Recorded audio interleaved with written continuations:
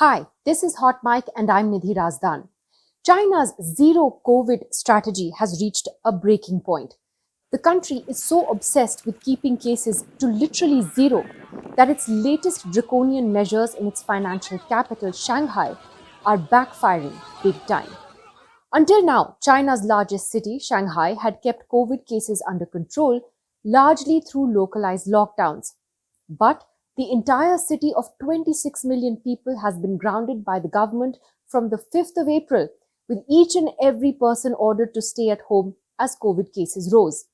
Heartbreaking images and videos have emerged over the last week, showing residents of the city's fancy high rise residences screaming from their windows and balconies for help. They're not just trapped in their homes with very strict rules that don't allow them to leave, but have also run out of food in many areas. These videos have gone viral on social media, and you can see and hear frustrated residents and also hear authorities who are warning them of consequences for speaking up. There is also outrage over the policy of separating children from their parents. The rules say that those who test positive, including infants and little children, must isolate in quarantine facilities or hospitals with no family contact allowed at all. This has now become a source of massive anger after videos went viral online of unaccompanied infants crying in a Shanghai COVID-19 hospital. Foreign diplomats from more than 30 countries have written letters of protest, while many lawyers and doctors wrote articles arguing against the draconian policy. There was also an online petition which was started that was quickly censored by authorities, as were many social media posts. On Tuesday, the United States ordered all non-essential government staff to leave Shanghai, citing the COVID-19 outbreak and the restrictions in the city. Well-known public health scientist, the US-based Dr. Eric Feigl-Ding, posted some videos from Shanghai of anguished citizens crying out for help. He tweeted that the people will not be able to hold out much longer and it could lead to a tragedy. The health expert said that China might be hitting a breaking point with Omicron's BA.2 variant, which is leading the surge in cases there. The lockdown was a last-minute announcement which did not give most residents of Shanghai time to stock up on food and essentials. The delivery of food locally by government officials has been sporadic and uneven. Some neighborhoods are fine, while others have seen huge shortages. For a country that does not allow any dissent, it has been remarkable to see angry citizens raising their voices on social media.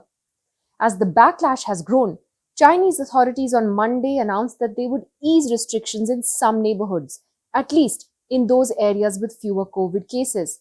But it's still not clear how many people are actually being allowed out of their homes and when. According to a Bloomberg report, people living in places where lockdowns were technically eased said that they were still barred or discouraged from leaving their compounds by neighborhood committee personnel, and that those who did make it out onto the streets said all shops were closed, and those that were open, the few that were, they were asked to leave by the staff very quickly.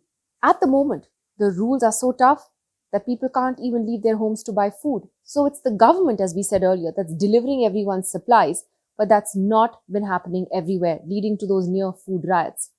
One southern district, which falls into the category of the lowest number of cases, said that it would now allow residents to go out and buy supplies once a day. Shanghai has been placed under some of the most severe measures since the virus emerged in Wuhan back in 2019. Apart from mass testing, thousands have been sent to centralized quarantine centers.